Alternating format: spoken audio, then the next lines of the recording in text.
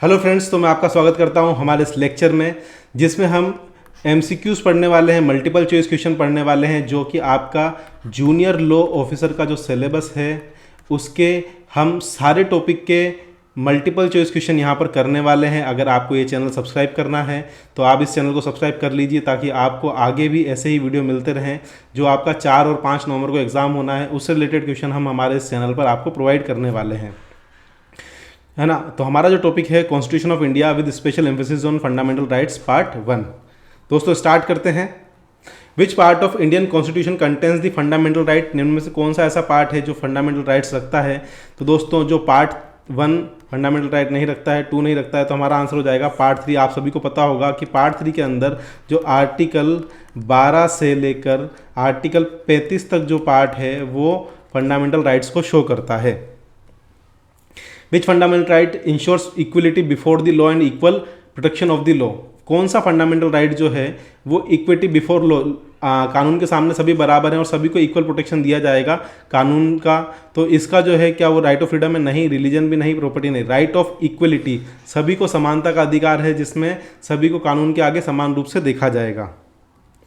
What is the maximum duration of preventive detention without trial under article 22 of constitution, किसी को बिना trial के maximum जो है कितने समय तक जेल में रखा जा सकता है? तो इसका आंसर होगा जनरली 3 महीने से ज़्यादा आप किसी भी व्यक्ति को जेल के अंदर नहीं रख सकते हैं विदाउट ट्रायल। अगर 3 महीने से ज़्यादा कोई व्यक्ति आपका ट्रायल में रहता है तो आपको उसको जेल से बाहर करना पड़ेगा या उसके ऊपर केस करना पड़ेगा, केस बनाना पड़ेगा। Which fundamental right ensures that a person can not be subjected to torture और इनह्यूमन ट्रीटमेंट, ऐसा कौन सा राइट है जिससे कि कोई भी व्यक्ति के साथ अमानवीय भेदभाव या बिहेवियर नहीं किया जा सकता? Right of protection against torture, right of protection against inhuman treatment, right to life and personal liberty, right to constitutional remedies. तो टॉर्चर के ऐसा कोई राइट नहीं है, इनह्यूमन ट्रीटमेंट भी नहीं है। तो right to life and personal liberty, हर एक व्यक्ति को जीने का अधिकार है और पर्सनल समानता का अधिकार है, तो इसका आंसर हो जाएगा right to life and personal liberty. Under which fundamental rights can citizen move the supreme court directly for the enforcement of their rights, किस फंडामेंटल राइट के लिए जो लोग हैं अपना डायरेक्टली पहुंच सकते हैं? हो सकता है कहीं पर right of equality, right of constitution remedies, religion, freedom of speech, नहीं। तो दोस्तों इसका आंसर हो जाएगा हम हमारे संवैधानिक जो अधिकार हैं उनको प्राप्त करने के लिए, उनको सही करने के लिए हम डायरेक्ट जो है सुप्रीम कोर्ट को अप्रोच कर सकते हैं। Which fundamental right provides protection against self incrimination, self incrimination खुद को हार्म करना या ऐसा बोल सकते हैं, तो उसकी कौन सा fundamental right to protection against self incrimination, खुद को प्रोटेक्ट करने का ये जो राइट है ये प्राइवेसी वाला नहीं, एजुकेशन वाला नहीं और रिलीजन वाला नहीं होगा। तो हमारा आंसर हो जाएगा right to protection against self incrimination. Which article in the constitution deals with the prohibition of discrimination on ground of religion, race, caste, sex और प्लेस ऑफ बर्थ, ऐसा कौन सा लॉ है जो लोगों को चेंज करता है, मतलब उस पर डिस्क्रिमिनेट नहीं करना है हमें कि वो कौन सी जाति का है, लड़का है या लड़की है, कहाँ पर पैदा हुआ है? तो आर्टिकल 12, 15, 19, 21। तो इसके अंदर हमारा जो आर्टिकल 15 का जो 1 पार्ट है वो ये शो करता है कि व्यक्ति को कास्ट उसके बेस पर डिस्क्रिमिनेट नहीं किया जाना चाहिए।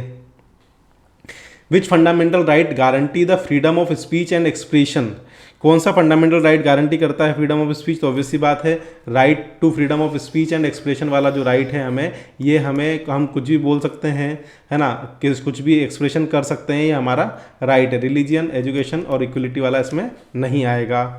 Which fundamental right allow citizen to practice and propagate their religion freely, कौन सा ऐसा राइट है जो उनके धर्म को प्रॉपरली फॉलो करने के लिए देता है?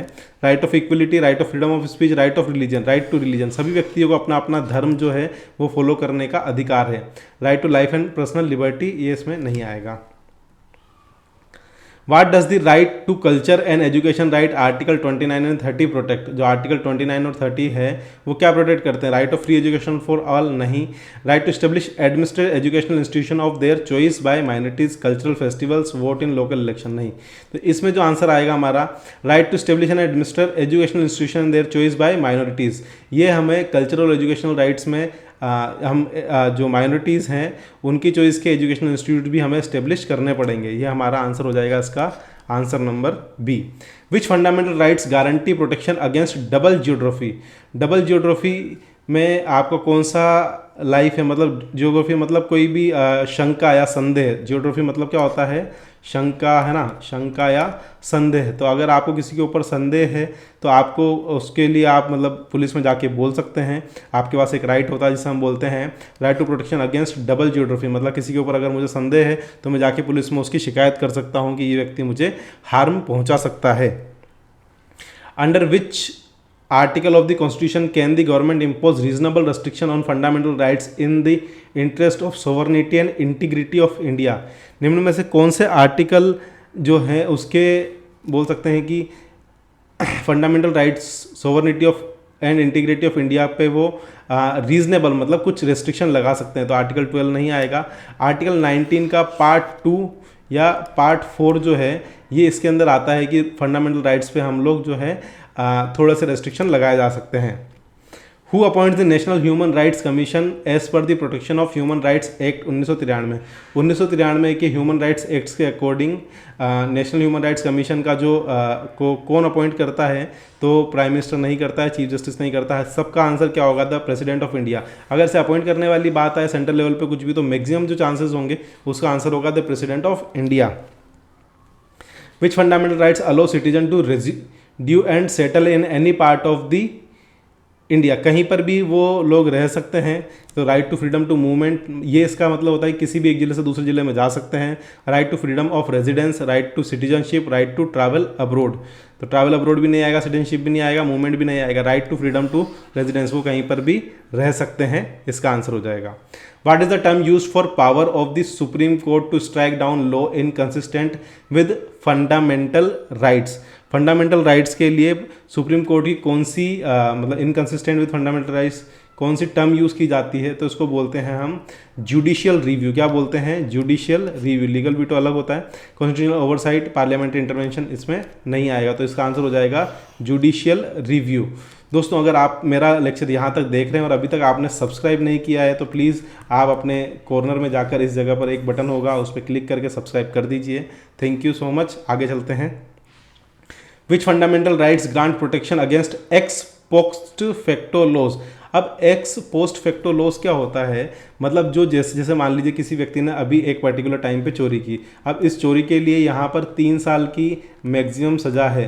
तो चोरी के समय पर जो लॉ है, अब किसी ने गवर्नमेंट ने कुछ उसमें चेंज किया और उसको 8 साल कर दिया, है ना? तो अगर उस चोरी के टाइम पे जो सज़ा थी वो उसी टाइम पर रहेगा, ठीक है। एक्स पोस्ट फैक्टो मतलब बाद में उसको चेंज करने पर सज़ा जो मिलेगी वो उसी के अकॉर्डिंग मिलेगी। आई होप आपको अच्छे समझ में आया होगा। Right to protection against restrictive laws नहीं, कॉन्स्टिट्यूशनल रेमेडीज नहीं। Right to protection against ex post facto laws, ये एक लॉ है जिसमें व्यक्ति को अधिकार होता है कि जिसने वो जुर्म किया उस समय पर जो उस कानून का अधिकार था, जो उसकी मैक्सिमम सज़ा थी, वो उसे भुगत सकता है। What is the maximum punishment for violating rights through discrimination on grounds religion, race, caste, sex? अगर आप किसी को जाति के तौर पर, लड़का है लड़की है, उसके जन्म स्थान, उसके रिलीजियन, उसके रेस के तौर पर आप उस पर कुछ भी टिप्पणी करते हैं तो आपको लगभग 2 साल तक की सज़ा और फाइन या फिर दोनों हो सकता है। जी हाँ दोस्तों, तो ये चीज़ आप थोड़ा सा ध्यान रखेंगे। Who can file A writ petition under article 32 of constitution? कौन रिट फाइल कर सकता है? एनी पर्सन, जो भी लॉयर नहीं, ऐसा कोई जरूरी नहीं, ऑफिशियल इलेक्टेड रिप्रेजेंटेटिव, ऐसा कुछ नहीं है। Any person for the enforcement of fundamental rights, जो भी फंडामेंटल राइट्स का इन्फोर्समेंट चाहता है, हर एक व्यक्ति इसमें एक रिट जो है वो फाइल कर सकता है। Which fundamental right guarantee the protection of cultural and educational right of minorities? Cultural and educational right of minorities के लिए कौन तो right to cultural and educational rights जो हैं हमें, ये माइनॉरिटी या सभी के जो कल्चरल और एजुकेशनल राइट है उनके लिए जिम्मेदार होता है। Which fundamental right is suspended during a proclamation of emergency? Emergency के समय पर कौन सा राइट जो है वो सस्पेंडेड किया जा सकता है? उसका इक्वलिटी वाला नहीं, रिलीजन नहीं, कॉन्स्टिट्यूशनल रेमेडीज नहीं। हम freedom of speech and expression हो सकता है उस टाइम पर किसी को कुछ बोलने से कोई चीज़ की भावना आहत हो जाए और उस टाइम पर परेशानी डेवलप हो जाए, तो right of freedom of speech and expression हम लोग उसके टाइम पर चेंज कर सकते हैं। दोस्तों अगला, which fundamental rights allow citizen to move freely throughout the India and reside in any state of union? तो कहीं पर भी इंडिया में वो घूम सकता है, रुक सकता है, तो इसका आंसर होगा right to freedom of movement. कहीं पर भी वो घूम सकता है, रुक सकता है। Under which article of constitution does the right to freedom of religion include the right to freely profess, practice and propagate religion. वह अपने रिलीजन को प्रैक्टिस कर सकता है, उसको फैला सकता है ना, प्रोफेस कर सकता है। तो इसका आंसर होगा आर्टिकल 25 के अंदर ये सारी चीज़ें दी हुई है, जिसके अंदर कोई व्यक्ति किसी भी धर्म को अच्छे से प्रैक्टिस कर सकता है, अपने धर्म को चेंज कर सकता है ना, किसी को बता सकता है अपने धर्म के बारे में। Which fundamental right guarantee the protection against forced labour. Forced labour के लिए कौन सा जो बोल सकते हैं कि मतलब किसी को ज़बरदस्ती आपको काम नहीं कराना है, तो राइट टू इक्वलिटी नहीं, right of freedom of speech नहीं, right of freedom of exploitation, किसी का दोहन नहीं करना है ना, फ्रॉम एक्सप्लॉयटेशन मतलब हम किसी व्यक्ति को जानबूझकर हम फोर्सफुली काम नहीं करवा सकते, नहीं तो आपके ऊपर कानूनी कार्रवाई हो सकती है। इसका आंसर आ जाएगा हमारा सी। दोस्तों, आप अभी तक मेरा लेक्चर देख रहे हैं और आपने अभी तक सब्सक्राइब नहीं किया है तो प्लीज़ सब्सक्राइब कर दीजिए। मैं बहुत ज़्यादा लेक्चर नहीं देता हूँ, मैं बस आपके लिए सिंपल वीडियो बनाता रहता हूँ। यहाँ पर एक चैनल है, वो सब्सक्राइब करने के लिए, इससे मुझे मोटिवेशन मिलेगा, मैं और वीडियो बनाऊँगा आपके लिए। What does the age limit for children to be employed in any factory. सबको पता है कि 14 साल से नीचे के बच्चों को काम करने के लिए मना है, तो हमारा आंसर हो जाएगा बिलो 14 ईयर्स। आई होप आप सबको अच्छे समझ में आया होगा। थैंक यू सो मच, मिलते हैं नेक्स्ट लेक्चर में, तब तक सब्सक्राइब कर लीजिए मेरा चैनल, और ऐसे ही वीडियो जानने के लिए आप कमेंट करिए, कमेंट करेंगे मैं आपके लिए वीडियो बनाता रहूँगा। Thank you.